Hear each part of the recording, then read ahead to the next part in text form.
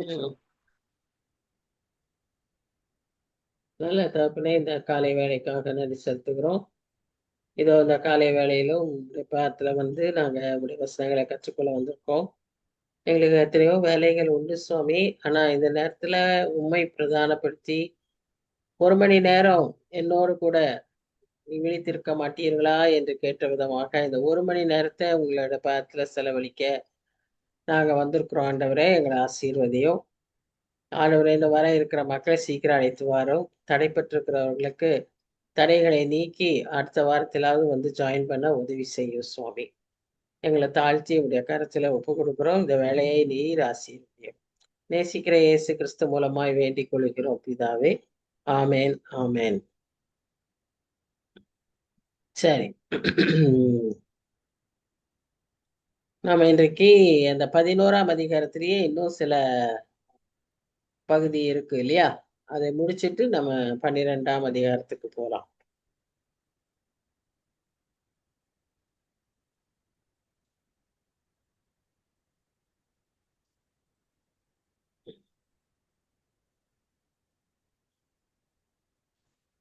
இதுதான் நம்ம கடைசியா பார்த்த வசனம்.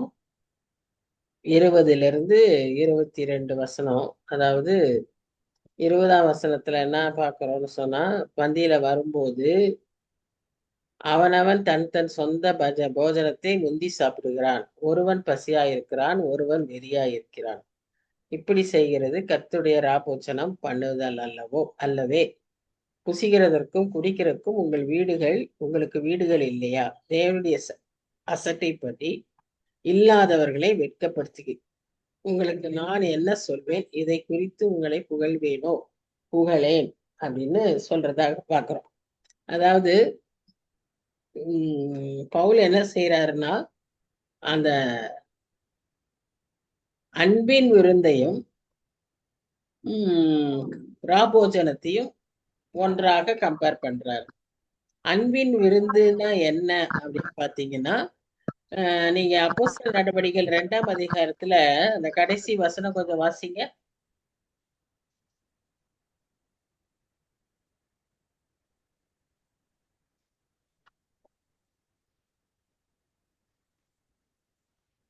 எல்லாம் ஓடி போயிட்டீங்களா பைபிள் எடுக்கிறதுக்கு? ஜனங்கள் எல்லாரிடத்திலும் தயவு பெற்றிருந்தார்கள். ரட்சிக்கப்பட்டவர்களை கர்த்தர் அனுதினமும் சபையிலே சேர்த்து கொண்டு வந்தார். அப்போஸ்தலர் 2ஆம் அதிகாரம் கடைசி வசனம். ரட்சிக்கப்பட்டவர்களை கர்த்தர் அனுதினமும் சேர்த்து கொண்டே வந்தார். அதுக்கு முன்னால வசனம், அவர்கள் ஒருமனப்பட்டவர்களாய் தேவாலயத்திலே அனுதினமும் தரித்திருந்து வீடுகள் தோறும் அப்பம் பெற்று மகிழ்ச்சியோடும் கபடமில்லாத இருதயத்தோடும் போஜனம் பண்ணி. அதுக்கப்புறம் தான் அந்த அடுத்த வசனம் வருது. சோ அவங்க எப்படி இருந்தாங்கன்னா, ஒருவரோடு ஒருவர் ஐக்கியப்பட்டு ஒரு மனதோடு கபடம் இல்லாம அவங்க புசித்தார்கள் என்று சொல்லி பார்க்கிறோம். ஆனா இப்போ அதுக்குதான் அன்பின் விருந்து என்று பெயர்.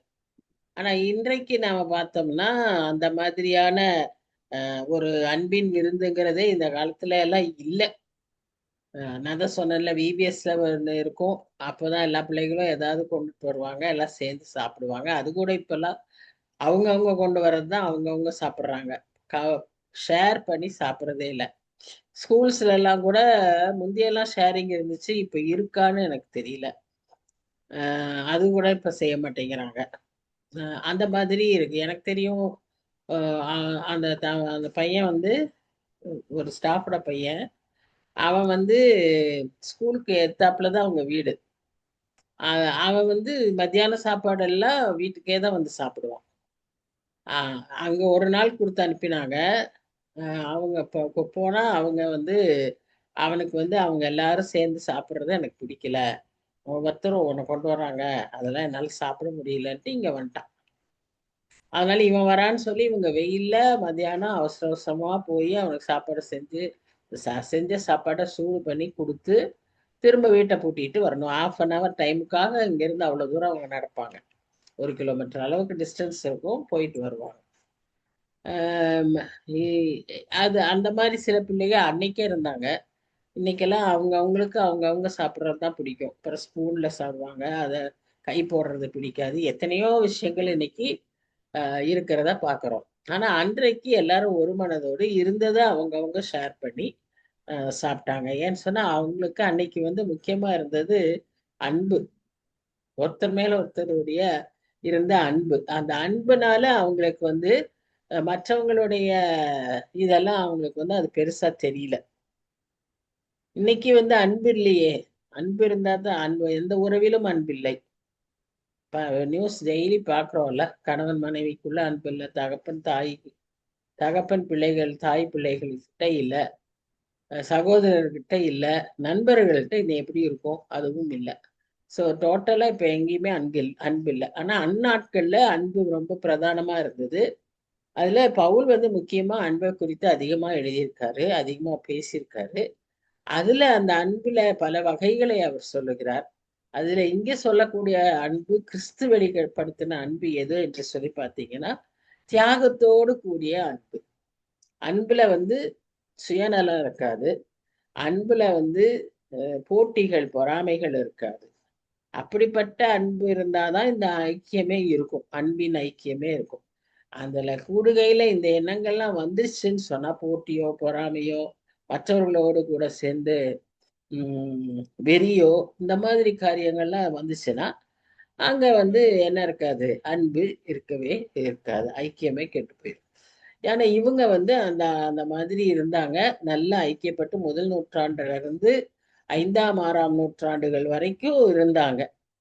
ஆனா அதற்கு பிறகு அதுல கொஞ்சம் அவர்கள் அதுதான் இந்த மாதிரி ஏதோ கார சில கலைகள் உள்ளே வந்ததுனால அதுல என்னாச்சு, அவங்க பழைய மாதிரி அவங்க அன்பினால ஐக்கியப்பட முடியல.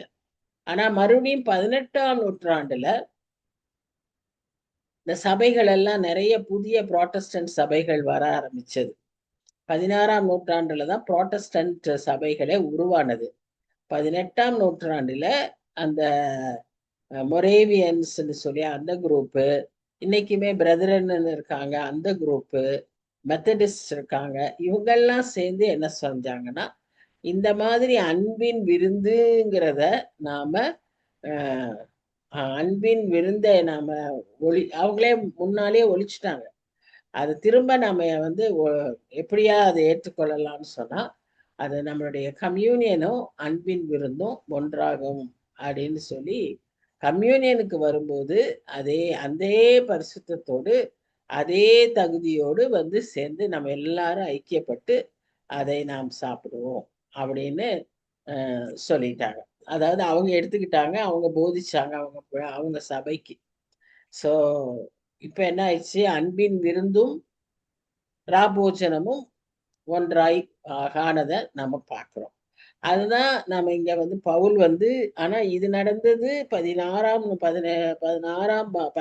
நூற்றாண்டுல. ஆனா பவுல் அப்பவே இந்த மாதிரியான ஒரு எண்ணத்தை வித்திட்டார். அன்றைக்கு இருந்த கொரிந்தியருக்கு எழுதுன. ஏன்னா கொரிந்து சபை நான் சொல்லிடுறேன், அவங்க ரொம்ப sophisticated, highly civilised, very rich and luxurious அப்படிப்பட்ட மக்கள். அவர்களுக்கு வந்து ஒரு ஹையர் ஸ்ட்ராட்டாவில் இருக்கிறவங்க, இன்டலெக்சுவலாகவும் ஹையரா இருப்பாங்க, அறிவுபூர்வமாகவும் மிக உயர்ந்தவர்களா இருப்பதினால அவர்களுக்கு ஏற்ற மாதிரி அந்த வசனங்களை அவர் சொல்லியிருக்கிறாரு. அது இன்றைய காலகட்டத்துல அது நல்லாவே நமக்கு பொருந்துகிறதாய் நாம் பார்க்கிறோம். அதனால இந்த முதல் பாயிண்ட் என்னன்னு சொன்னா, அது லார்ட் சப்பர் அதெல்லாம் அடுத்தது. முதல் பாயிண்ட் என்னன்னு சொன்னா, இப்போ ஒரு கூடுகையில நாம் இருப்போம்னா அந்த கூடுகையில எந்த விதத்திலும் சுயநலத்தை ஒரு ஆண்டவருடைய பிள்ளை அல்லது கிறிஸ்தவன் வெளிப்படுத்த கூடாது. எந்த காரியத்திலையுமே சுயநலம் வெளியே வரக்கூடாது. அது சாப்பாட்டு விஷயமா இருந்தாலும் சரி, இடம் பிடிக்கிற விஷயமா இருந்தாலும் சரி. இன்னைக்கு இடம் பிடிக்கிறதுல எல்லாம் எவ்வளவு சுயநலமா இருக்கும்ல. அப்படியெல்லாம் இல்லாதபடிக்கு நம்ம அந்த சுயநலம் நம்மள காணப்படக்கூடாது. எந்த வெளி கூடுகையா இருந்தாலும் சரி. அதே மாதிரி அன்றைய நாட்கள்ல இந்த கூடுகைகள்லாம் ரொம்ப அதிகமா இருந்துச்சு. இன்னைக்கு அதெல்லாம் குறைஞ்சுக்கிட்டே வருது. இன்னைக்கு நமக்கு ஃபேமிலி ஃபங்க்ஷன்ஸ் எல்லாமே, செலவு எதுக்கு அப்படிங்கிற மாதிரி ஆயிடுச்சு. கவுண்ட் பண்ற மாதிரி ஆயிடுச்சு. அப்போ எல்லாமே குறைஞ்சிருச்சு. அன்றைக்கு இருந்ததெல்லாம் ஷேர் ஆனா எதை கொடுத்தாலும் அன்னைக்கு சாப்பிடுவோம். இன்னைக்கு மாதிரி இந்த மாதிரி கொடுத்தாதான் சாப்பிடுவோம். இதை ஒரு நாள் பெருசா கூப்பிட்டாங்களா அப்படின்லாம் பேசுறதுக்கு ஏ- அன்றைக்கு இல்ல. எதை தந்தாலும் சாப்பிடுவாங்க. ஆனா எல்லாரும் ஐக்கியப்படுவாங்க. அந்த மாதிரி ஒரு காரியம் இருந்துச்சு. இந்த கொழுந்து கிறிஸ்தவர்கள்ட்ட இது ரொம்ப அதிகமா இருந்ததுக்கு காரணம், அவங்க வந்து இந்த அவங்களுடைய விக்கிரகங்களுக்கு அதிகமாய் இந்த மாதிரி படைத்து அதை ஒரு திருவிழா, இன்னைக்கு சொல்றாங்கல்ல வில்லேஜஸ்ல எல்லாம் பாத்தீங்கன்னா திருவிழான்னு சொல்லுவாங்க. அந்த மாதிரி திருவிழாவை போல அதை செலிப்ரேட் பண்ண அடிக்கடி செலிப்ரேட் பண்ணுவாங்க. அதனால அவங்களுக்கு மொபைல் டேட்டா எப்படின்னா அந்த ஆன் பண்ணி திருவிழாவுல பண்ணுங்க. எப்படி குடிச்சு ஆடி எல்லாம் செய்வாங்களோ அது மாதிரி இவங்க கூடுகிற போதும் அப்படி செய்வது அவங்களுக்கு ரொம்ப மொபைல் சாதாரணமாயிடுச்சு. டேட்டா இந்த பழக்கம் இன்றைய திருச்சபையிலும் இருக்கு. கம்யூனியனுக்கு வர்றாங்க, அதுக்கு முன்னால சிகரெட்டை குடிச்சு போட்டுட்டு வராங்க. அப்புறம் சில பேர் ட்ரிங்க் பண்ணிட்டே வந்து கம்யூனியன் எடுக்கிறாங்க. சில பேர் எடுத்த உடனே வெளியே போய் சிகரெட் குடிக்கிறாங்க. So what ever it is, இது ஜென்ஸை பொறுத்தவரை. லேடிஸ் வந்து நம்ம உணவு விஷயத்துல ரொம்ப சொல்லாட்டியும் மனசளவுல அவங்கள்ட்ட இருக்கிற சண்டை உணர்வுகள், பகை உணர்வுகள், இன்னும் அந்த புடவை இந்த மாதிரி காரியங்களை முக்கியத்துவப்படுத்துறது, அதை பார்க்கறது, இதெல்லாம் வந்து அஹ், அன்பினால் இதெல்லாம் நடக்காது. விக்கிரகத்துக்கு செய்யறதும் இதுவும் ஒரே மாதிரி. கொருந்து கிறிஸ்தவர்கள் அன்னைக்கு இப்படிதான் செஞ்சாங்க. ஏன்னா அவங்க விக்கிரகத்துக்கு முன்னால வணங்கி பழகினவங்க. அந்த திருவிழாக்களை செய்யற மாதிரியே இங்க வந்து அதே மாதிரி செய்யறதுக்கு முயற்சித்தாங்க. அதனாலதான் பவுல் வந்து அந்த சபைக்கு கடிதம் எழுதுகிறார். பவுலுடைய நோக்கமே அந்த சபையில் காணப்பட்ட எல்லா காரியங்களையும் குறித்து அவர் கவனமாய் கடிதத்தின் மூலமாக அவர்களுக்கு எச்சரிக்கவும் உணர்த்தவும் செய்தார். அதுதான் இப்பவும் அவர் இந்த விஷயத்தை குறித்து அவர் சொல்றார். அப்ப 23, 24, 25, 26 என்ன சொல்றாரு அப்படின்னு பாத்தீங்கன்னா, நான் கர்த்தரிடத்தில் பெற்றுக்கொண்டதை நான் உங்களுக்கு சொல்கிறேன் அப்படின்னு முதல்ல சொல்லிட்டு, ஏன்னா நீ யாரு எனக்கு உங்களுக்கு சொல்றது அப்படின்னு நம்ம இன்னைக்கு கேட்கறதுக்கு தயங்குறதே இல்லை. யாரையுமே நம்ம அப்படி ஈஸியா ஏற்றுக்கொள்றது இல்லை. நமக்கு அப்படி ஒரு என்ன ஆச்சு, ஒரு மமதை நம்ம இடத்திலேயே இருக்கு. ஆனா இங்கே இவர் அதனாலேயே அன்றைக்கே அவர் அப்படியெல்லாம் சொல்லிட்டு அவர் என்ன சொல்றாரு, கர்த்தராகிய இயேசு தாம் காட்டி கொடுக்கப்பட்ட அந்த ராத்திரியிலே அப்பத்தை எடுத்து, இந்த வசனங்கள்லாம் தான் நம்முடைய கம்யூனியன் ஜெபங்கள்ல அப்படியே சொல்லப்பட்டிருக்கு. இது அப்படியே தான் சொல்லப்பட்டிருக்கு. இது உங்களுக்கு பிற்கப்படுகிற என்னுடைய சரீரமாய் இருக்கிறது, என்னை நினைவு கூறும்படி இதை செய்யுங்கள். இது ஒரு புதிய என் இரத்தத்தினாலாகிய புதிய உடன்படிக்கையாய் இருக்கிறது. என்னை இதை போதெல்லாம் என்னை நினைவு கூறும்படி இதை செய்யுங்கள். ஆகையால் நீங்கள் இந்த பாத்திரத்தில் பானம் போதுமெல்லாம் கர்த்தர் வருமளவும் அவருடைய மரணத்தை தெரிவிக்கிறீர்கள். அதாவது ரெண்டு முக்கியமான விஷயங்கள். ஒண்ணு, அவருடைய மரணத்தை நாம் அறிவிக்கிறோம். அவர் நமக்காய் மரித்தார். ஏன்னா நிறைய உலகத்தில் உள்ள கிறிஸ்தவர்கள் அல்லாதவர்களும் கடவுளே இல்லை என்று சொல்லுகிறவர்களும் கூறுகிற ஒரு காரியம், கிறிஸ்து சிலுவையில் மரிக்கவில்லை, அவர் அப்புறம் அவர் உயிர்த்தெழவும் இல்லை. மரித்தாருன்னு சில பேர் ஏத்துக்கிறாங்க. அப்புறம் அவர் உடலை திருடிட்டு போயிட்டாங்க, அது வந்து அப்புறம் உயிர் தெழுந்துட்டாருன்னு இந்த ஒரு குரூப் பேசுது. ஆனா அவர் உயிர் தெழவில்லை அப்படின்னு நம்புகிற யூதர்களே இருக்கிறார்கள். யூதர்கள், நம்ம உலகத்தில் உள்ள நிறைய கிறிஸ்தவர்கள் அல்லாதவர்கள், இவர்கள் எல்லாரும்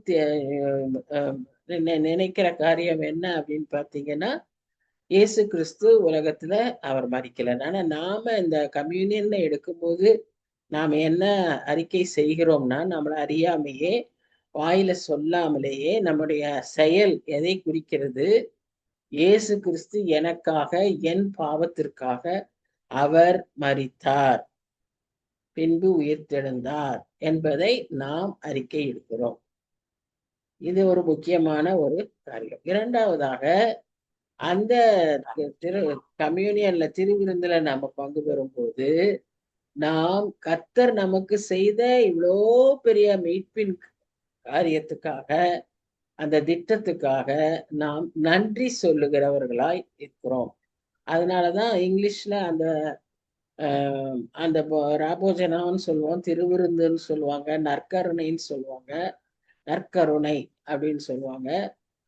ஆனா கேத்தலிக்ஸ் வந்து இங்கிலீஷ்ல, நம்ம ப்ராட்டஸ்டன்ட்ஸ் கூட இங்கிலீஷ்ல அதை யூக்ரிஸ்ட் சர்வீஸ் அப்படின்னு சொல்லுவாங்க. யூக்ரிஸ்ட்ன்னு சொன்னா தேங்க்ஸ் கிவிங் அப்படின்னு அர்த்தம். ஸோ அது வந்து அந்த சர்வீஸ்க்கு பேரே அதுதான். அந்த லார்ட் சப்பர் வந்து யூக்ரிஸ்ட் அப்படின்னு சொல்லி, அப்சர்வ் யூக்ரிஸ்ட் அப்படின்வாங்க, யூக்ரிஸ்ட் மாஸ் அப்படின்னு கேத்தலிக்ஸ் அதிகமா சொல்லுவாங்க. அதுக்கு காரணம் என்னன்னா, நன்றி சொல்லுகிற, இந்த மீட்பின் திட்டத்துக்காய் நன்றி சொல்லுகிற அடையாளமாக அந்த கம்யூனியன். ஸோ அதுதான். பட் நாம எப்படி ஆனாலும் இன்னைக்கு இதையெல்லாம் நம்ம மனதில வைத்துதான் நம்ம என்ன செய்யணும், கம்யூனியனுக்கு போகணும். கம்யூனியனுக்கு போகும்போது என்ன சிந்தையோடு போகிறோம்? அப்படியே ஒரு மெக்கானிக்கலா எழுந்து அப்படியே ஒரு வரிசையா நின்று போறோமா? அந்த வரிசையில நிற்கும் போது கூட முன்னால உட்காந்து முன்னால இருக்கிறவங்க என்ன புடவை கட்டியிருக்காங்க, அவங்க என்ன வந்திருக்காங்க, எப்படி போறாங்க, எப்படி வராங்க, இதையுமே நம்ம பார்த்துட்டு நம்ம நேரத்தை இது பண்றோமா? இல்ல மனதளவுல நாம எப்படி திங்க் பண்றோம், எதை திங்க் பண்றோம்? யோசிச்சு பாருங்க. நம்மளுடைய கம்யூனியனுக்கு எவ்வளவு அர்த்தம் இருக்குன்றத இப்ப நம்ம பார்க்கிறோம். ஏன் அவ்வளவு முக்கியத்துவம் அது அப்படின்னு சொல்லி பார்த்தோம்னா, அப்பத்தை எடுக்கும்போது நாம் அதை என்னன்னு நினைக்கிறோம்? இயேசு கிறிஸ்துவின் சரீரம், நமக்காய் பிற்கப்பட்ட இயேசு கிறிஸ்துவின் சரீரம். சரி, இந்த கம்யூனியன்ங்கிறது எங்கிருந்து தான் வந்தது? இந்த ராபோஜன பழக்க வழக்கம் எப்படி வந்ததுன்னு பார்த்தீங்கன்னா, அது யூதர்களுக்கு தான் ஆரம்பிச்சது. எப்படி ஆரம்பிச்சது? எகிப்துல அவங்க பஸ்கா, எகிப்துல அவங்க இதுல இருந்து என்னது, அடிமைத்தனத்திலிருந்து புறப்பட்டு வர்ற அந்த ராத்திரியில அவர்கள் அந்த ரத்தத்தை தோய்க்க, அவங்களுடைய நிலைப்படிகளில ரத்தத்தை பூசும்படியாக அவர்களுக்கு கட்டளை கொடுக்கப்பட்டது. அப்போ அந்த அடிக்கப்பட்ட ஆட்டை எப்படி சாப்பிடணும்னு அவங்களுக்கு சொல்லப்பட்டது. அதாவது புளிப்பில்லாத அப்பம் சாப்பிடணும், எல்லாமே கர்த்தர் அவர்களுக்கு கட்டளை கொடுத்தார். எப்படி செய்யணும்னு அது மோசைக்கும் ஆரோனுக்கும் சொல்லி, அவங்க அந்த ஜனங்களுக்கு சொல்லி அவங்க அதை பண்ணாங்க. அதாவது எப்படின்னா, ரத்தத்தை வந்து நிலைப்படிகள்ல பூசணும், குடும்பமா எல்லாரும் உட்கார்ந்து சாப்பிடணும், எல்லாரும் உட்கார்ந்துல எல்லாரும் சேர்ந்து சாப்பிடணும். அப்போ அந்த சமயத்துல இந்த அப்பம் வந்து புளிப்பில்லாத அப்பமா இருக்கணும். அதோட கூட ஒரு கசப்பான கீரையும் சாப்பிடுவாங்க. அடையாளமா இவங்களோட அடிமைத்தனத்திலிருந்து அவங்க அவங்க அந்த கசப்பின் அனுபவத்தையும் நினைவு கூறுவாங்க. அதோடு கூட அவங்க என்ன செய்வாங்கன்னா, அவசர அவசரமா சாப்பிடுவாங்க. திராட்சை ரசம் குடிப்பாங்க. அது அவங்களுக்கு பழக்கமான, அது அவங்களுடைய ரெகுலர் இது. நம்ம ரசம் சாப்பிடுற மாதிரி, நாம இந்த சாப்பிட்ட டீ சாப்பிடுற மாதிரி அவங்க திராட்சை ரசம் சாப்பிடுவாங்க. அது அவங்க கல்ச்சர்.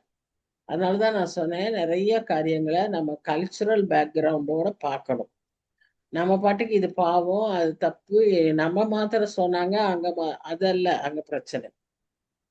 புளிப்பில்லாத திராட்சை ரசத்தை சாப்பிடணும், புளிப்பில்லாத அப்பத்தை சாப்பிடணும், அதுதான் கட்டளை. ஆனா இன்னைக்கு இப்ப திருச்சபைகளிலேயே சில திருச்சபைகளிலெல்லாம் ஆல்கஹால் கலந்த வைன் தான் கொடுக்குறாங்க. அதுக்கு நம்ம ஒன்றும் செய்ய முடியாது. அதுதான் அவைலபிள்னா அப்புறம் அதுதான் கொடுப்பாங்க. அந்த இடத்துல வேற இல்லைன்னா அவங்க என்ன செய்வாங்க? But what ever it is, நான் தான் சொல்றேன், கிறிஸ்தவத்தை பொறுத்தவரை எதுவுமே அவரவருடைய மனதை பொறுத்தது. வசனம் என்ன உனக்கு சொல்லுது, உனக்கு என்ன சொல்லுது? தேவசனம் இன்னொருத்தருக்கு இன்னொரு மாதிரி சொல்லும். யூதாஸ்க்கு என்ன சொல்லுச்சு? நீ செய்ய வேண்டியதை சீக்கிரமா செய். இப்ப நமக்கு அந்த வார்த்தை நீ செய்ய வேண்டியதை சீக்கிரமா செய்ய, வேற எதுக்காவது கூட நம்ம எடுத்துக்கலாம் இல்லையா?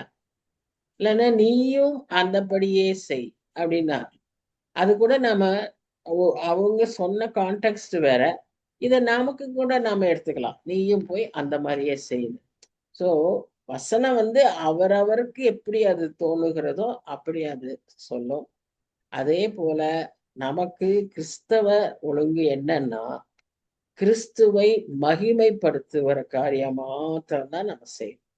கிறிஸ்துவை தூஷிக்கிறதோ, கிறிஸ்துவை அவமதிக்கிறதோ, கிறிஸ்துவை மதியாமல் இருக்கிற எந்த காரியத்தையும் நம்ம செய்யக்கூடாது. அப்படின்னு உங்களுக்கு மனசுல தோணுச்சுன்னா நாம் அதை செய்யணும். அவ்வளவுதான். அது ஒரு அப்படி நிச்சயமா ஒரு கிறிஸ்தவனுக்கு அப்படி அது மாதிரி செய்யலாம்னு நினைக்கிறப்போ அவனுக்குள்ள ஒரு பெரிய கேள்வி வரும். இதை நான் செய்யலாமா? அப்புறம் ஒரு பயம் வரும். அப்புறம் அந்த கொஸ்டின் வருது, ரைட்டா தப்பா அப்படின்னு எல்லாம் போய் போய் போய் கேட்பாங்க. யாரெல்லாம் ரைட்டா, நிறைய பேர் ரைட் சொல்றாங்களான்னு பார்ப்பாங்க. இல்லாத என்னன்னா நமக்குள்ள அந்த ஒரு சந்தேகம் வருது, நம்ம செய்யறது சரியில்லைன்னு தோணும். அந்த மாதிரி எண்ணம் வந்தாலே நம்ம என்ன செய்யக்கூடாது, செய்யக்கூடாது. அந்த ஆப்ஷனுக்கே போயிடக்கூடாது. அப்ப அது வந்து வேண்டாம்னா வேண்டாம் அப்படின்னு நம்ம விட்டுறணும். அப்பதான் நம்ம சேஃபா இருக்க முடியும். இல்லைன்னா நம்ம போய் மாட்டிக்கிட்டு முழிப்போம். இங்க அப்படித்தான். இங்க புளிப்பில்லாத அப்பம், அதையே முக்கியப்படுத்தி புளிப்பில்லாத அப்பம்னு அவங்க சொல்றாங்கன்னு சொன்னா, புளிப்பு அல்லது அந்த அதுக்கு புளிப்பாகிறதுக்கு அவங்க கலக்கிறதுக்கு வந்து ஈஸ்ட்னு பேரு. நம்ம கூட இப்ப கூட வச்சிருக்காங்களே, பிரெட்ல எல்லாம் ஈஸ்ட் போடுவாங்க. அந்த ஈஸ்ட் இல்லாத மாவுல அப்பம் சுடணும். வீட்லயே ஆட்டிட்டு உடனே சுட்டீங்கன்னா எப்படி இருக்கும்? புளிப்பே இருக்காது. அதனால எழும்பவே எழும்பாது இல்லையா? அந்த அப்புறம் அது சாப்பிடவும் முடியாது பொதுவா. அந்த மாதிரியான அப்பத்தை தான் அவங்க சாப்பிடணும். கொஞ்சமும் புளிக்க கூடாது. ஏன்னா வேதத்துல இந்த ஈஸ்டுக்கும் இந்த புளிப்புக்கும் ஆண்டவராகிய இயேசு கிறிஸ்துவே எதை அடையாளப்படுத்தி சொல்லியிருக்கிறாருன்னா, பாவத்துக்கு அடையாளமாக அந்த ஈஸ்ட் சொல்லியிருக்கிறார். சோ அந்த பாவத்தை நல்ல மாவுல நீ கலந்தீன்னா என்ன ஆகும்? முழு மாவும் கெட்டு போகும். நாம சொல்றது கெட்டு போகும். ஆனா நாம டெய்லி என்ன செய்யறோம்?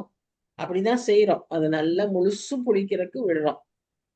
ஆனா அதே செயல், அதுதான் நான் இப்ப சொன்னேன், அதே செயல் கர்த்தராகிய இயேசு கிறிஸ்து என்ன சொன்னாரு? அது வந்து பாவம் உள்ள வந்து முழு மனுஷனை கெடுக்கிறதுக்கு அடையாளம்னு சொன்ன.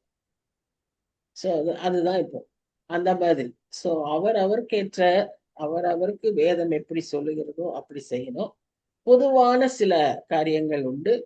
அது போல இது ஒரு பொதுவான காரியம். அவங்க வந்து அத வந்து வெயிட் பண்ண முடியாது. ஏன் அவங்க புளிப்பு இல்லாம சாப்பிடணும்னு சொன்னாங்கன்னா, புளிக்க வச்சு அதுக்கப்புறம் அப்பம் ஊத்தி சாப்பிட்டானா சங்கார தூதன் வந்து அடிச்சிட்டு போயிடுவான். அதனால சங்கார தூதன் வந்து அடிப்பதற்கு முன்னாலே இவங்க புறப்பட்டு ஓடணும். சோ அதுக்கு முன்னாலே இந்த ரா போஜனத்தை சாப்பிடணும். அது ரா போஜனம், ஏன்னா ராவில் நடந்தது. ஆகவே குடும்பமாய் சாப்பிடுவாங்க, நின்னு சாப்பிடுவாங்க. உட்கார செருப்பு போட்டு சாப்பிடுவாங்க. செருப்பும் போட்டுக்குவாங்க. ஹோட்டல் போனா நாமளும் செருப்பு போட்டுட்டு சாப்பிடுறோம். ஆனா அவங்க அதுல என்னத்த காட்டுதுன்னா தீவிரத்தை காட்டுது. அன்றைக்கு இருந்தவங்க அது செருப்பெல்லாம் கூட கழட்ட மாட்டாங்க, உட்காந்து சாப்பிட மாட்டாங்க. அவங்களாம் ரொம்ப சுத்தம் பார்ப்பாங்க. காலை கழுவணும், கையை கழுவணும் அப்படிலாம் பார்க்குற மக்கள் தான். ஆனா அன்றைக்கு அவங்க கொடுக்கப்பட்ட கட்டளை நின்றே சாப்பிடணும் அப்படின்னு. அவ்வளவு தீவிரமாய் அவர்கள் ஓட வேண்டும் அப்படின்னு அவங்களுக்கு அது அடையாளமாய் சொல்லப்பட்டிருந்தது. நமக்கும் இன்றைக்கு அது ஒரு எச்சரிப்பு. இதனால நான் செருப்பு போட்டுட்டே கம்யூனியன் போவேன்னு சொன்னா நான் ஒன்றும் சொல்ல முடியாது. போகணுமா போக வேண்டாமான்னு டிசைட் பண்ண வேண்டியது நீங்க, அவங்க. பட் ஏன் கழட்டிட்டு போறாங்க? ஆலயம் ஒரு பரிசுத்தமான இடம். அங்க வந்து நம்ம கல்ச்சர்ல செருப்பு போடாம நம்ம கல்ச்சர். இப்போ நான் கிறிஸ்டின்ஸ் எல்லாம் நீங்க பார்த்தீங்கன்னா, ஆலயத்துக்கு போறப்போ அவங்க கோயில்களுக்கு போறதுக்கு முன்னால செருப்பை கழட்டி வச்சுட்டு காலெல்லாம் கழுவிட்டு சுத்தமா உள்ள போவாங்க. அது மாதிரி அதுக்காக அதே மாதிரி நம்ம கல்ச்சர்ல நம்ம செருப்பை கழட்டிட்டு போறோம். என் கசின் ஒருத்தர் அவங்க இறந்துட்டாங்க. ஆனா அவங்க வந்து லண்டன்ல அந்த காலத்துல நேர்லி 40-50 இயர்ஸ்க்கு முன்னால பிசியோதெரப்பிங்கிற கோர்ஸ் ஸ்டடியே அப்பதான் வந்துச்சு. அவங்க கிளாஸ்கோ ஹாஸ்பிட்டல் லண்டன்ல படிச்சாங்க. அவங்க ஆனா அங்க இருந்தப்பதான் அவங்களுக்கு பிரெயின் ஃபீவர் வந்து இறந்துட்டாங்க. அப்போ அந்த பாஸ்டர், அந்த சர்ச் பாஸ்டர் சொன்னார், the only woman who will come to church with her head covered and leg without feet without chappal அப்படின்னு சொன்னாங்க. இங்க இருந்து அதே கல்ச்சரை அவங்க அங்கேயும் போய் ஃபாலோ பண்ணாங்க. அங்க அவசியமே இல்லை, தரையெல்லாம் ரொம்ப சில்லுன்னு இருக்கும். அவங்க வந்து ஷூ போடாம போகணும்னு அவசியமே கிடையாது. ஏன்னா எல்லாரும் ஷூ போட்டிருப்பாங்க. அப்புறம் ஒருத்தருமே அங்க தலையை கவர் பண்ணியிருக்க மாட்டாங்க. இவங்க தலையை முக்காடு போட்டு காலில் செருப்பு இல்லாம அவங்க போய் கம்யூனியன் போயிட்டு வருவாங்களாம். அதை அந்த பாஸ்டர் பார்த்து கேட்டிருப்பாங்க போல. அப்புறம் அதான் வந்து அவங்க டெத்துல அவர் சொன்னதாக நானும் கேள்விப்பட்டேன். ஸோ அந்த மாதிரி நம்மை பொறுத்தது. ஆனா இப்ப இவங்க இங்க என்ன பாக்குறோம்னு சொன்னா, இந்த லார்ட்ஸ் சப்பர்ல நாம முக்கியமா பார்க்க வேண்டிய ஒரு காரியம் என்னன்னு சொன்னா, இங்க கூட சண்டை போட்டு நான் தான் முதல்ல போவேன், அதுக்கு முன்னால யாரும் போயிடக்கூடாது, பிசி மெம்பர்ஸ் தான் முதல்ல போகணும். சில சபையில எல்லாம் பார்த்தீங்கன்னா செக்ரட்டரி தான் ஃபர்ஸ்ட் ஆளா இருப்பாரு, சில சபையில செக்ரட்டரி தான் கடைசி ஆளா இருப்பாரு, சில சபையில ஜென்ட் அண்ட் லேடிஸ் ஒன்னா போகலாம், சில சபைகள்ல முதல்ல லேடிஸ் போகணும், அப்புறம் தான் ஜென்ட்ஸ் போகணும். இதெல்லாம் நாம உருவாக்கி கொண்ட ஒரு சில காரியங்கள். நமக்கு வந்து இது என்ன முக்கியத்துவம்னா, ஒருத்தருக்கு ஒருத்தர் விட்டு கொடுத்து ஒருத்தருக்கு ஒருத்தர் அட்ஜஸ்ட் பண்ணி நாம போகிறது தான் அடையாளம். அங்க போய் அவதியா பிடுங்கி சாப்பிடுறது அதெல்லாம் நம்ம செய்யக்கூடாது. இது ஏன் நமக்கு பொருந்த மாட்டேங்குது ரொம்பனா, நமக்கெல்லாம் இப்ப என்ன செஞ்சிடறாங்க, கப்பல கொடுத்துட்றாங்க, அப்பத்தை அவரே கொடுத்துட்றாரு. போய் நாமளே அந்த அப்பத்தை போய் பிடுங்கிறது இல்லை. அவங்களுக்கெல்லாம் எப்படின்னா ஒரு பெரிய பிரெட் மாதிரி கொடுப்பாங்க. கம்யூனியனே சர்வ் பண்ணும்போது ஒரு பிரெட் மாதிரி தட்டு வரும். நீங்க ஆல்டருக்கே போக வேண்டாம், உங்க இடத்துக்கே வரும். அப்ப நீங்க அதுல ஒரு பகுதியை எடுத்து சாப்பிடணும். இப்ப அப்படி கொடுக்கும்போது நீங்க எப்படி பிப்பீங்கன்றதுதான் பொறுத்தது. அதுலயும் சிலர் என்ன பண்ணியிருக்காங்க, போய் அப்படி பெருசா எடுத்திருக்காங்க. அப்படி பெருசா பிச்சா என்ன ஆகும், மற்றவங்களுக்கு அந்த அப்பம் கிடைக்காது, வேண்டிய அளவுக்கு கிடைக்காது. நாம அளவா கரெக்டா எடுத்தோம்னா அது நமக்கு இதெல்லாம் என்னன்னா நாம பொறுத்ததுதான். இதுக்கு நம்ம ரெண்டு செய்யணும். ஆண்டவருடைய சரீரம்னு நினைச்சுக்கணும், ஸ்தோத்திரம் பண்ணணும். கர்த்தர் இதுக்கு நமக்காக செய்த அந்த தியாகத்தை நினைத்து நாம் செய்யணும். அதான் என்னை நினைவு கூறும்படி இதை செய்யுங்கள் என்று திருவுளம் பற்றினார் நம்மளுடைய பிரேயர்ல இருக்கும் என்றாருன்னு இங்க நம்ம பார்க்கணும். சரி, இப்போ இதை குறித்தே இந்த ராபோஜனத்தையும் அந்த திராட்சரசமும் அப்பத்தையும் குறித்தே நிறைய பலவிதமான எண்ணங்கள் உண்டு. இப்போ ரோமன் கேத்தலிக்ஸ் என்ன சொல்றாங்கன்னா, அதுவே அந்த ரத்தமும் அந்த அதாவது இப்ப நம்ம கொடுக்கறது பிரெட் அண்ட் வைன், அந்த பிரெட் அண்ட் வைனே ஆண்டவராகிய இயேசு கிறிஸ்து அவருடைய சரீரமும் அவருடைய ரத்தமுமா இருக்கிறதுன்னு அவங்க பிலீவ் பண்றாங்க. அந்த மாதிரி பிலீவ் பண்ணும்போது அது அப்படியே மாறிடுது.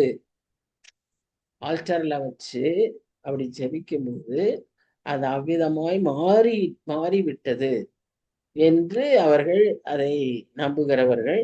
அதனாலதான் மாண்டி தர்ஸ்டே அன்னைக்கு நீங்க பாத்தீங்கன்னா, இந்த நீங்க அந்த நான் கேத்தலிக் சேர்த்துல இருந்ததுனால எனக்கு அதெல்லாம் நல்லா பழக்கம், நான் பார்த்துருக்கேன். நீங்க இப்ப அந்த மாதிரி சபை மாஸ்ல எல்லாம் பாத்தீங்கன்னா அவங்க வந்து அந்த அப்பத்தையும் இதையும் ஒரு ஆல்டர்ல ஒரு இடத்துல வச்சிருப்பாங்க. அதை வந்து யாரும் தொடக்கூடாது. அதை வந்து ஃபாதர் தான் போய் அதை செய்யணும். அதை அப்படி எடுத்து அதை இது பண்ணுவாங்க. இது அப்புறம் முடிஞ்சோடனே எல்லாம் திரும்பி அங்க வைப்பாங்க. அந்த மாதிரி இது நம்ம இதெல்லாம் பக்கத்துல இருக்கிற டேபிள்ல வச்சிடறோம், இங்க அங்க எடுத்து வைப்பாங்க.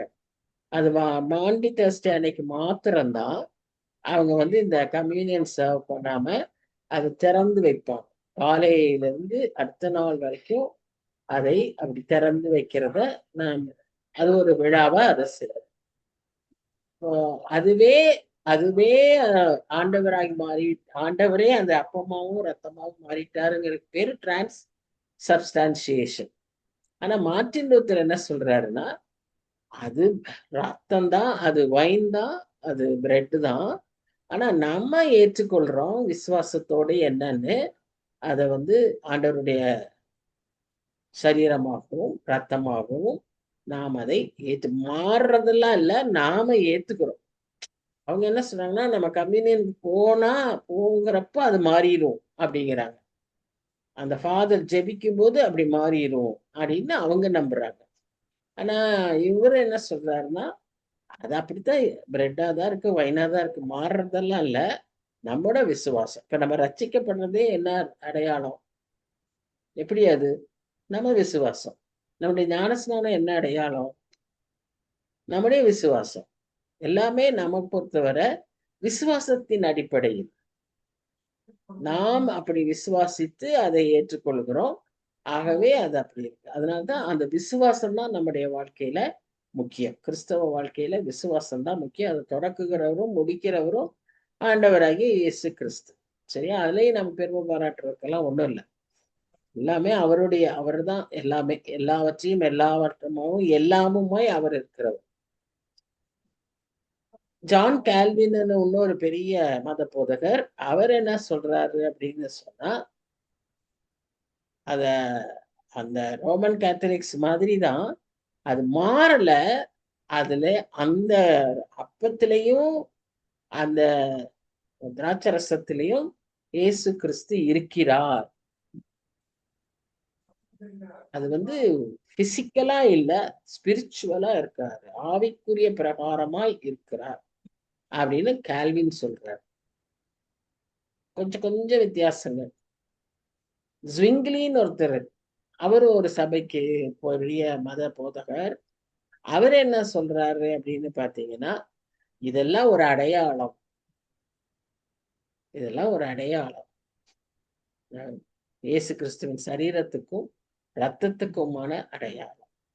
இன்றைக்கும் கொஞ்சம் பெரிய திருச்சபைகள்ல நார்த் இந்தியால எல்லாம் நீங்க போனீங்கன்னா பிரெட் தான் கொடுப்பாங்க. பிரெட் நமக்கு அதுக்காக ப்ரிப்பேர் பண்ணி வேஃபர்ஸ் வருது, வெள்ளையா நமக்கு செஞ்சு, அதுக்கு ஒரு மெத்தட்ல செய்வாங்க. அதெல்லாம் சிஸ்டர்ஸ் ரொம்ப கவனமா செய்வாங்க. மோஸ்ட்லி இவங்க எல்லாம் போய் சிஸ்டர்ஸ் கான்வென்ட்ல தான் வாங்குவாங்கன்னு நினைக்கிறேன். அது எப்படின்னா, அது சிஸ்டர் ஆகறதுக்குன்னு இருக்கிற அந்த மக்கள் அந்த ட்ரைனிங் பீரியட்ல அந்த இதை ஆட்டணும், பார்லிய அவங்க அரைக்கணும். பார்லியில தான் செய்யறாங்களா கோதுமையில செய்யறாங்களா தெரியாது, அரைப்பாங்க. அந்த இதுல அரைச்சு அந்த மாவை அப்படியே கூழ் காய்ச்சுவாங்க. அது அப்படியே தண்ணி ஆகணும், கஞ்சி மாதிரி தண்ணியா வரணும் மேல. அதை மாத்திரம் வடிகட்டி அதை துணியில காய வைப்பாங்க. ஒரு நல்ல வெள்ளை துணியில தூசி படாம அதை காய வைப்பாங்க. அப்ப அது ரொம்ப பர்ஃபெக்டா செய்வாங்க. அதை அழுக்கெல்லாம் படக்கூடாது. இவங்களும் கையெல்லாம் அழுக்கெல்லாம் இருக்கணும். ரொம்ப அதுக்காக அவங்க ரொம்பவே ஆயத்தமாயி தான் பண்ணுவாங்க அதை. அப்புறம் அதை அந்த ஒரு மெஷின் மாதிரி இருக்கு, வட்டமா வட்டமா வட்டமா வட்டமா வெட்டும். அதான் அவ்வளவு தின்னா நமக்கு அந்த வேஃபர்ஸ் கிடைக்குது. ஆனா இங்க நார்த் இந்தியால பக்கம் எல்லாம் போனீங்கன்னா, ஆந்திரா தாண்டி கூட போனீங்கனாலே உங்களுக்கு நம்ம கடையில விற்கிற புளிப்போட இருக்கிற பிரெட் தான் கிடைக்கும். இதுல எல்லாம் புளிப்பு கிடையாது. நம்ம கொடுக்குற வேஃபர்ஸ்ல எல்லாம் புளிப்புக்கே வாய்ப்பு கிடையாது. ஆனா நார்த் இந்தியால எல்லாம் பிரெட் தான், நம்ம சாப்பிடுற பிரெட். முந்தின நாள் போய் பேக்கரியில பிரெட் வாங்கிட்டு பிச்சு பிச்சு பிச்சு பிச்சு பிச்சு வச்சிருவாங்க அவங்களே. ஏன்னா நம்மளை பிக்க விட்டா நிறைய பிச்சுருவோம்னு சொல்லி அவங்களே துண்டு துண்டா பிச்சு போட்டு அப்புறம் திராட்சை ரசம் கொடுப்பாங்க, கிரேப் ஜூஸ். அதான் இப்ப நம்ம எதை சாப்பிடுகிறோம் அதுல நமக்கு இப்ப கணக்கு இல்ல, என்ன மனதுல நிலையில என்ன விசுவாசத்தோடு சாப்பிடும். இப்ப இது நம்ம அந்த விசுவாசத்தோடு சாப்பிட்டோம்னா நமக்கு அது பிரச்சனையே இருக்காது. இப்ப நம்ம அது இல்லாம இதுதான் அப்படின்னு இப்ப கால்வின் சொல்ற மாதிரியோ இல்ல ரோமன் கேத்தலிக்ஸ் சொல்ற மாதிரியோ நம்ம நினைச்சோமானா நம்ம எதையும் எல்லாத்தையும் சாப்பிடவே முடியாது, இல்லையா? அடுத்தது யார் கொடுக்குறாங்கிறது நமக்கு பிரச்சனையாயிடும். சிலர்கிட்ட நான் வாங்கவே மாட்டேன்னு வாங்க. இவனே ரொம்ப மோசமான ஆளு, இவங்கிட்ட நான் எப்படி வாங்குறதுன்னு யோசிப்பேன். சரி, அந்த பர்சனை முக்கியப்படுத்துவாங்க. சில சமயம் பாஸ்டர்ஸ், இப்ப நான் ஏன் அப்படி சொல்றேன்னா, பெரிய சபைகள்ல பாஸ்டரே கொடுக்க மாட்டாரு. பாஸ்டர் வந்து அனுப்பிடுவாரு. காணிக்க பைய அனுப்புற மாதிரி நிறைய பேர் எடுத்துட்டு போவாங்க. அதுக்கு ஒருவேளை பிசி மெம்பர்ஸா இருக்கலாம், இல்ல செலக்டட் பீப்புளா இருக்கலாம். அவங்க எடுத்துட்டு வருவாங்க. அப்ப அவங்கள ஒருத்தர் நமக்கு பிடிக்காதவங்ககிட்ட வாங்குறது நமக்கு கஷ்டமாகும். So it all depends on our faith. நம்ம கர்த்தர் நமக்கு கற்றுக் கொடுத்த அந்த வாழ்க்கை முறை, பவுல் எல்லாம் கூட அதை நல்லா தெளிவுபடுத்தி கொடுத்திருக்கிறாரு. இதெல்லாம் நமக்கு இந்த வேதத்தில் இருக்கிறபடியினால சரியா விளங்கிட்டோமானால் நமக்கு குழப்பங்கள் இராது. இல்லைன்னா இந்த பிரச்சனையெல்லாம் நமக்கு தேவையற்று வருகிறதை நாம் பார்ப்போம். சோ புது உடன்படிக்கையின் அடையாளம்னு சொல்றாரு. என்னை நினைவுபடி செய்யுங்கள்,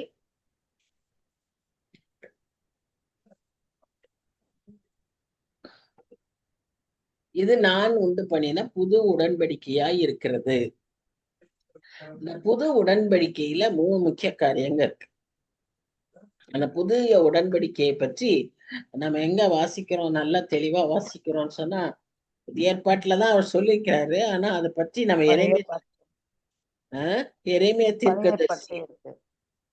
எரேமியா தீர்க்கதரிசியை சொல்லி இருக்கிறதை நாம் பார்க்கிறோம். முதல்ல அதோடைய முதல் இது என்ன அப்படின்னா, அந்த கம்யூனியன் எடுக்கிறதுக்கு முன்னால நம்முடைய மனநிலைமை எப்படி இருக்கணும்னா, there must be an inner transformation that cleanses us from all sin. நம்முடைய அந்த நேரத்துல நாம் போய் கம்யூனியன் எடுக்கும்போது நமக்கு என்ன இருக்கணும், நம்முடைய நிலைமை எப்படி இருக்கணும், பாவம் இல்லாத, பாவத்தையெல்லாம் அறிக்கை செய்து மன்னிப்பை பெற்ற ஒரு நிலைமையில இருக்கும். பாவம் இல்லாத நிலைமைனா நமக்கு எங்க இருக்க போகுது, நம்ம எங்க இருக்க போற பாவம் இல்லாம இருக்கிறது. நாம அறிக்கை செஞ்சு மன்னிப்பு கேட்டோம்னா நம்ம பாவம் இல்லாத நிலைமையில இருப்போம் இல்லையா? சோ அந்த அந்த நிலைமையோடு போய் தான் நம்ம பயணம் செய்யணும், திருவிருந்து எடுக்கணும். ஏன்னா அவர் நமக்கு கொடுத்திருக்கிற உடன்படிக்கை என்ன, அந்த பாவத்தை நான் அறிக்கை செய்யும் போது என் பாவத்தை அவர் மன்னிக்கிறாரு. அதோடு கூட அவர் என்ன செய்யறாரு, அதை பற்றி திரும்பவும் நினைவே கொள்ள மாட்டார். அதை நான் நினைப்பதில்லைன்னு அவர் சொல்றாரு. நான் ஃபர்கிவ் பண்ணுவேன், ஐ வில் நாட் ரிமெம்பர். அதான் ரொம்ப முக்கியம். நம்ம மனுஷருக்கும் கர்த்தருக்கும் என்ன வித்தியாசம்னா, மனுஷர் என்ன செய்வாங்க, மன்னிக்கிறேன்னு வாங்க, ஆனா செஞ்ச தப்பு ஒரு நாளும் மறக்க மாட்டாங்க. அதை நினைச்சுக்கிட்டே இருப்பாங்க, இல்லைன்னா நினைச்சிட்டு சொல்லிக்கிட்டே இருப்பாங்க. ரெண்டும் உண்டு. ஆனா அவர் அப்படி இல்லை, அவர் அதை நினைக்கிறதே இல்லை. இதுதான் நம்ம. அடுத்ததான் ரெண்டாவது முக்கிய காரியம், அது நம்மை கர்த்தருடைய வார்த்தையும் அவருடைய சித்தமும் நமக்குள் இருக்கிறது குறித்து ஒரு முக்கியத்துவம். ஏன்னு சொன்னா எரேமியா 31:33லயே நம்ம என்ன வாசிக்கிறோம், I will put my law in their minds and write it on their hearts. இருதய பலகையிலே நானே எழுதுவேங்கிறது. என் நியாயப்பிரமாணத்தை அவர்கள் உள்ளத்திலே வைத்து அதை அவர்கள் இருதயத்திலே எழுதி நான் அவர்கள் தேவனாய் இருப்பேன், அவர்கள் என் ஜனமாய் இருப்பார்கள். அது அடுத்து 3வது பாயிண்ட். அது முதல்ல அது வரைக்கும் எழுதி, அது வரைக்கும். அப்ப அந்த வார்த்தை அவருடைய சித்தம் நமக்குள் ஏற்படுத்தினால் அதை நாம உணர்ந்தவர்களாய், ஆண்டவரே உங்களுடைய வார்த்தைக்கும் உங்களுடைய சித்தத்துக்கும் நான் கீழ்ப்படுகிறேங்கிறதுக்கு அடையாளமா தான் நாம் போய் என்ன பண்றோம், திருவிருந்து எடுக்கிறோம், அதுக்கு ஒப்பு கொடுக்கிறோம். 3வதா, நான் அவர்கள் தேவனாய் இருப்பேன், அவர்கள் என் ஜனமாய் இருப்பார்.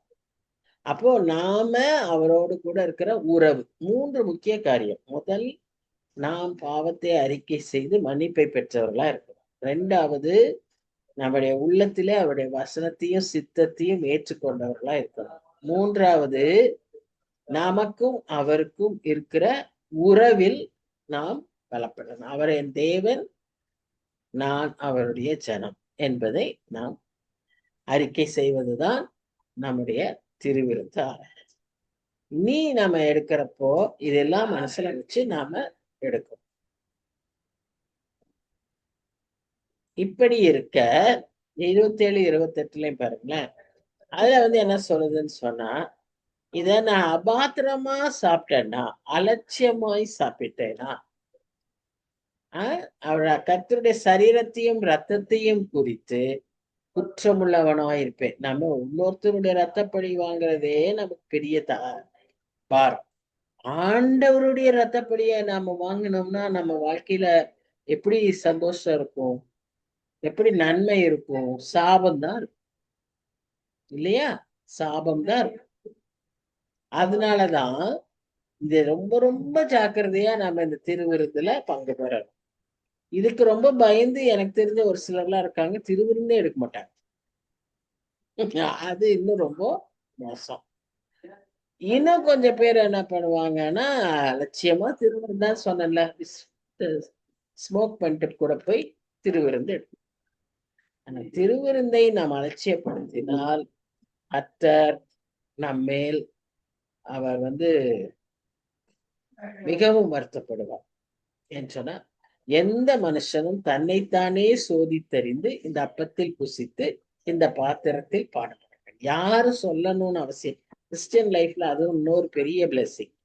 யாராவது நமக்கு இது ரைட்டு தப்புன்னு சொல்ல வேண்டியது இல்லை. வேதத்துல இருக்கு, உனக்கு தெரியும். தன்னைத்தானே சோதித்தறிந்து, அதுதான் அந்த 10 மினிட்ஸ்க்கு நமக்கு டைம் கொடுக்குறாங்கல்ல, அந்த 10 மினிட்ஸ்ல இருக்கக்கூடிய அந்த நேரத்தை நம்ம அதுக்குதான் பயன்படுத்தணும். அதெல்லாம் இல்லாம வேடிக்கை பார்த்து லைன்ல போறவங்களை பார்க்க கூடாது. அந்த நேரம் நமக்குரிய நேரம். அந்த நேரத்துல நாம் செபிக்கணும். என்னன்னு, ஆண்டவரே உங்களோட சித்தம் என் வாழ்க்கையில இருக்கா, நான் அதுல எங்கேயாவது கீழ்ப்படியாம இருந்தேன்னா என்னை மன்னிச்சிருங்க. அதெல்லாம் மன்னிப்பை பெற்று அந்த சித்தப்படி வாழ்றேன்னு ஒத்துக்கிட்டு, உண்மை நான் நேசிக்கிறேன், என்னை நான் உம்முடைய பிள்ளை, உம்முடைய ஜனம்னு சொல்லி நம்ம போனா கர்த்தர் நம்மை நிச்சயமா அந்த திருவிருந்தே நமக்கு ஒரு பெரிய பலனா இருக்கும், பெரிய ஆசீர்வாதமா இருக்கும். ஆனா அதே சமயத்துல நாம அதை தகுதி இல்லாமல் அப்ப அடுத்தது இப்போ அந்த வார்த்தைக்கு வரேன். 31 என்ன சொல்றது? நம்மை நாமே நிதானித்தறிந்தால் நாம் நியாயம் தீர்க்கப்படும். நாம் நியாயம் தீர்க்கப்படும் போது உலகத்தோட அக்கனைக்குள்ளாக தீர்க்கப்படாதபடிக்கு கர்த்தராலே சிட்சிக்கப்படுறோம். பாருங்க, நம்ம ஏன் தண்டிக்கப்படுறோங்கிறதுக்கு இங்க நம்ம பார்க்கணும். ஒரே நிமிஷம் இப்ப நான் வந்துடுறேன். இந்த காலையில எதுக்கு டைம் ஆச்சு, டைம் ஆயிடுச்சு இல்லையே.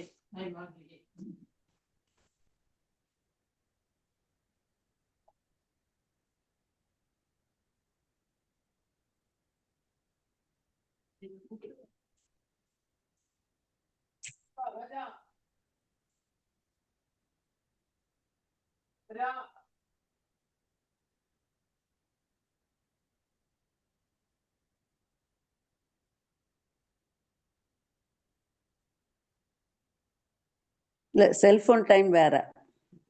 நீங்க வர்றது லேட்டு.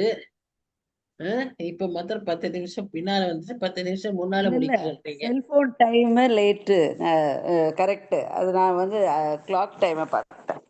சரி, இப்ப என்ன ஆச்சுன்னா, நம்மை நாமே நிதானித்து அறிந்தால் நாம் என்ன செய்ய மாட்டோம்? நியாயம் தீர்க்கப்பட மாட்டோம். ஏன்னு சொன்னா, நியாயம் தீர்க்கும் போது நமக்கு அங்க நிறைய எச்சரிப்புகளை பார்க்கிறோம். பாருங்க, இன்னொன்னு இங்க இன்னொரு வார்த்தை ரொம்ப அழகா சொல்லிடுச்சு. என்னன்னா, நம்ம ஆக்கினைக்குள்ளாக தீர்க்கப்படாதபடிக்கு கர்த்தராலே சிருஷ்டிக்கப்படுறோம். இந்த உலகத்துல நமக்கு சில தண்டனைகள், சில பிரச்சனைகள், சில அடிகள் நமக்கு கிடைக்குதுன்னா, லெட் அஸ் பி ஹாப்பி. ஏன்னா நாம எல்லாரோடு சேர்ந்து, உலகத்தோடு சேர்ந்து நியாயம் தீர்க்கப்பட்டு நரகத்துக்கு போகாம, அந்த வெள்ளை சிங்காசன நியாய தீர்ப்புக்கு உட்படாம, இங்கேயே கர்த்தர் நம்மை சிட்சித்து நம்மை பரலோகத்துக்கு கூட்டிட்டு போயிடுவார். அதுதான் ரட்சிக்கப்பட்ட மக்களுக்கு இருக்கிற சிலாக்கியம். ரட்சிக்கப்பட்ட மக்கள் தப்பு செய்ய மாட்டாங்க, ரட்சிக்கப்பட்ட மக்கள் பாவம் செய்ய மாட்டாங்க அப்படிங்கிறது இல்லை. ஏன்னா உலகத்துல பாவம் இருந்துகிட்டே இருக்கு. அந்த power of sin is there. அந்த பவர், அந்த பாவத்தின் வல்லமை இல்லாத இடம் ஒண்ணே ஒண்ணு பரலோகம். அப்ப அது வரைக்கும் நமக்கு இந்த பவர் இருந்துகிட்டே இருக்கும். இதுல நம்ம விழுக மாட்டேன்னு நான் தீர்மானம் பண்ணியிருப்பேன். ஆனா வேற ஒண்ணுல விழுந்துட்டு இருப்பேன். எப்படியாவது நம்மளுடைய பலவீன சரீரங்கள் இதுல இருந்து இப்படி இப்படி பண்ணிட்டு போராடி போராடி நம்ம மேலதான் வந்துகிட்டே இருக்கணும். அதே நமக்கு எக்ஸ்கியூஸாவும் இருக்கக்கூடாது. அதான் நம்ம ரோமர் 6, 5, 7 எல்லாத்துலயும் வாசிக்கிறோம். அது கிருபையை போக்கடிக்கிறது. கிருபை தந்திருக்காருன்னா அதை நம்ம போக்கடிக்கிற, நான் எப்படி பாவம் செய்யாம இருக்கேன்ட்டு சாப்பிட்ட பாவம் செஞ்சுக்கிட்டே இருப்போம்னா அது வேற. அது ஒரு முரட்டுத்தானே. அதை ஆண்டவர் கையே விட்டுருவாரு. நீ அப்படியே போயிருன்னே விட்டுருவாரு. நம்ம பரிசுத்தமா வாழ்றதுக்கு முயற்சிக்க முயற்சிக்க நமக்கு பிரச்சனை வந்துச்சுன்னா, நம்ம விழுந்துட்டோம்னா ஒரு அடி போடுவாரு. நம்ம மன்னிப்பே கேட்காம சில சமயம் துணிகரமா நம்ம அந்த தப்பு செஞ்சோம்னா அடிப்பார். அந்த அடி நமக்கு ஏன் அந்த அடி இப்பவே பரவாயில்லன்னா, நாம அட்லீஸ்ட் அதற்கு அடிக்கு கீழ்ப்படிஞ்சு திருந்தி என்ன பண்ணிடுவோம், வாழ ஆரம்பிக்கும் போது பரலோகத்துக்கு போகிறது நமக்கு நிச்சயமா இருக்கும். இல்ல அப்ப அடிக்காமே விட்டுட்டாருன்னு வைங்களேன், அப்ப நம்ம என்ன செய்ய ஆரம்பிச்சிருவோம், பாவத்திலேயே ஊறி ஊறி ஊறி நரகத்துக்கே போக ஆரம்பிச்சிருவோம். சோ அதனாலதான் அவர் நம்மை இந்த உலகத்துல சிட்சிக்கிறார். சரி, அதுவும் முக்கியமா இந்த லார்ட் சப்பர், அவருடைய சிச்சை ரொம்ப கரெக்டா இருக்கு. நம்ம எப்ப இதெல்லாம் சரியா செய்யலையோ அது நிமித்தமாகவே அநேகருக்கு வியாதிகள், சரீரத்தில் வியாதிகள் வருகிறது என்று நாம் பார்க்கிறோம். உடனே எல்லா வியாதிக்கும் உடனே இதுதான் காரணம் அப்படின்னு நம்ம எடுத்துக்கொள்ளக்கூடாது. அதுதான் Christian life. It involves faith. It also involves maturity, growth. வேத வசனத்தை புரிந்து கொள்ள வேண்டிய விதத்துல புரிஞ்சுக்கணும். 8 வயசுல ஒரு மாதிரி நம்ம புரிஞ்சிருப்போம். அதே வசனத்தை நம்ம 12 வயசுல ஒரு மாதிரி புரிஞ்சிருப்போம். அதே ஒரு வசனத்தை 25 வயசுல, 50 வயசுல, 90 வயசுலயும் புதுசாதான் இருக்கும் ஒரே வசனம். அந்த ஒரே வசனம் will give us different meanings at different time of our life. ஆகவே நாம இங்க என்ன பார்க்கிறோம்னு சொன்னா, கர்த்தர் நம்மை சிட்சித்து, அந்த வியாதி தான் சிச்சை. நம்ம அதை ஒழுங்கா செய்யாம அப்சர்வ் பண்ண வேண்டிய விதத்துல அப்சர்வ் பண்ணனா நமக்கு சில வியாதிகளை கூட அனுமதிப்பாரு. ஒரு சில சமயத்துல மரணத்தையே அனுமதிச்சிருக்கு. ஏன்னா இவன் இருந்து இன்னும் பாவம் செஞ்சு நரகத்துக்கு போறதுக்கு பதிலா அட்லீஸ்ட் இவன் மரிச்சா கூட பரவாயில்ல, அவன் எங்க வந்துருவான், பரலோகத்துக்கு வந்துருவான்னு சொல்லி மரணத்தை கூட அனுமதிக்கிற கர்த்தராய் இருக்கிறார். அது அவருடைய one way of disciplining Christian அப்படின்னு பவுல் சொல்றார்.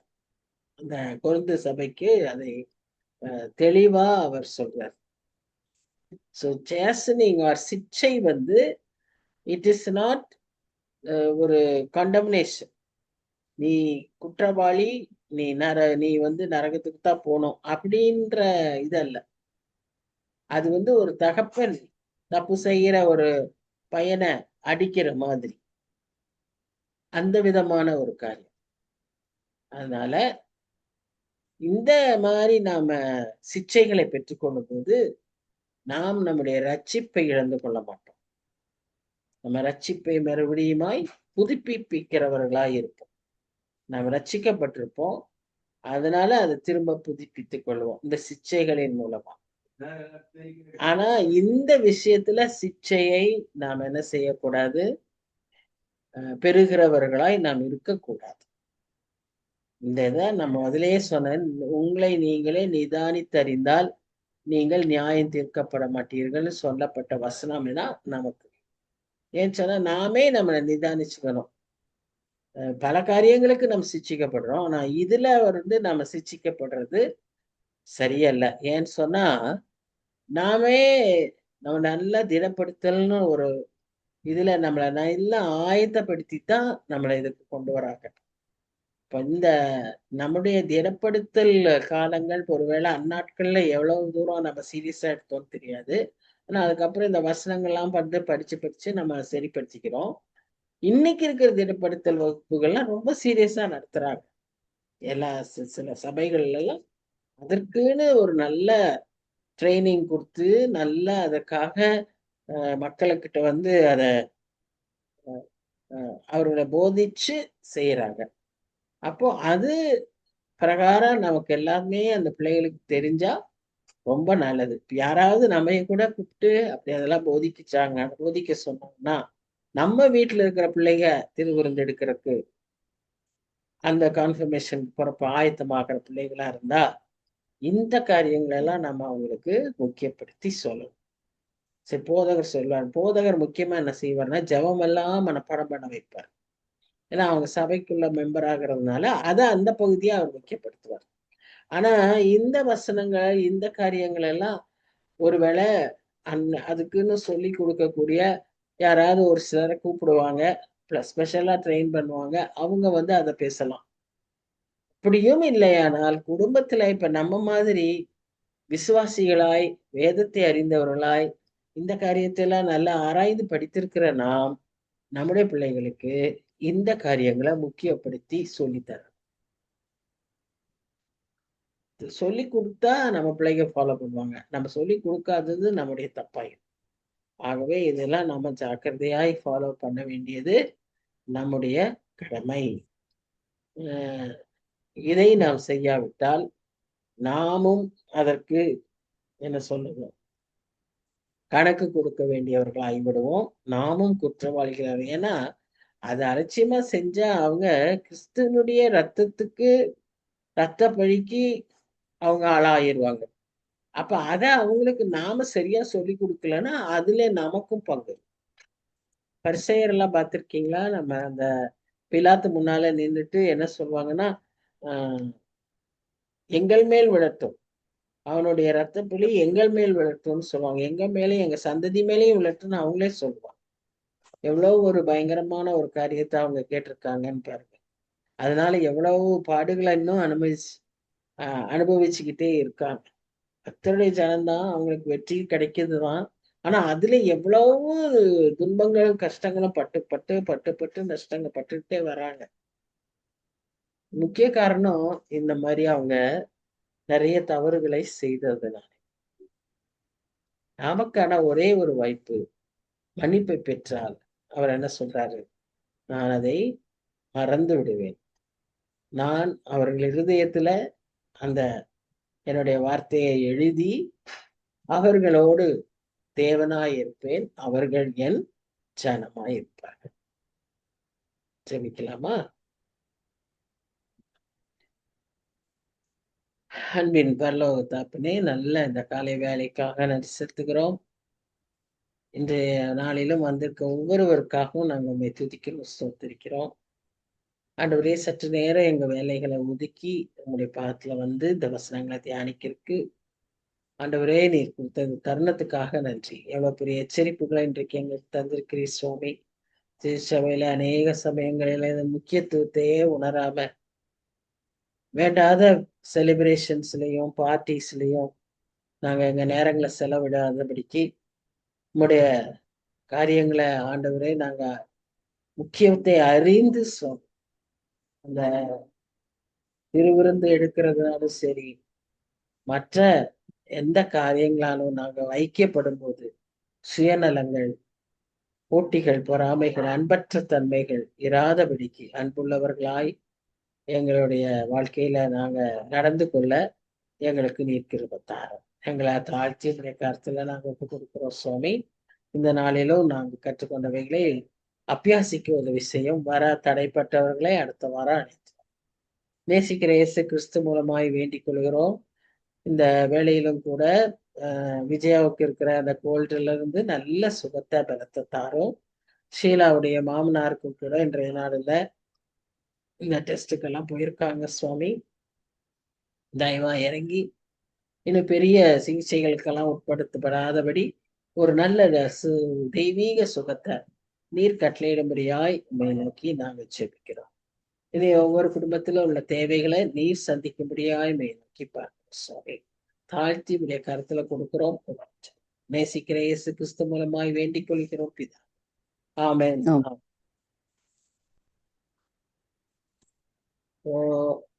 Thank you, Auntie. Thank you, Ma. God bless you. Thank you, Auntie. Thank you. Papa. Have a good day. Bye bye.